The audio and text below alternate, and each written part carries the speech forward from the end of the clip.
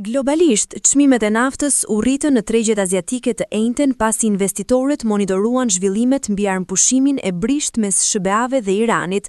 Armëpushimi dyjavor i kushtëzuar tashmë është vënë në provë pas një vale sulmesh ajrore të Izraelit mbi Libanin, që shkaktuan paralajmërime nga Teherani për një përgjigje vdekjeprurse nëse sulmet vazhdojnë.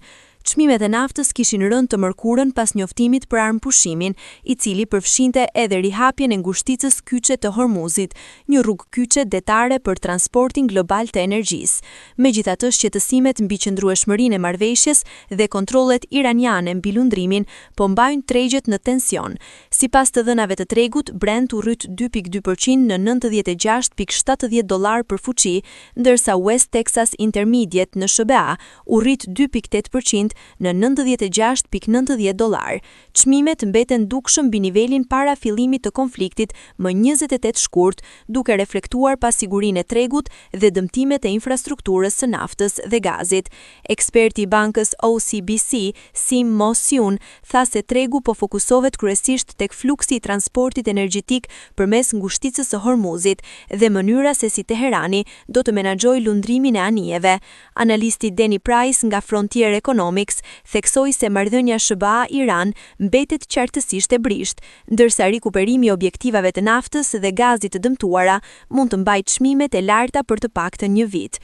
Derisa armëpushimi u njoftua të martën vonë me orën lokale të Washingtonit, vetëm disa anije kanë kaluar ngushticën, e kjo është shumë në ritmin normal prej rreth 130 anijesh që kalonin në ditët para luftës.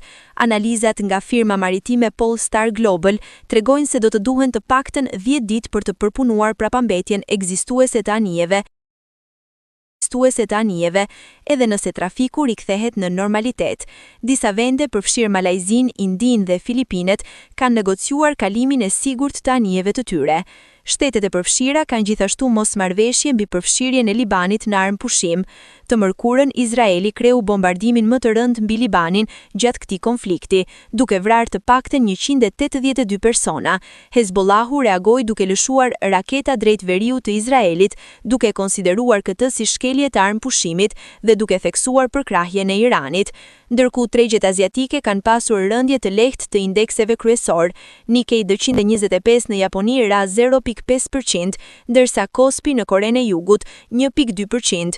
Tregu global i energjisë dhe marrëdhëniet rajonale mbeten të tensionuara, duke bërë që çdo zhvillim mbi armëpushimin të ndikojë direkt në çmimet e naftës.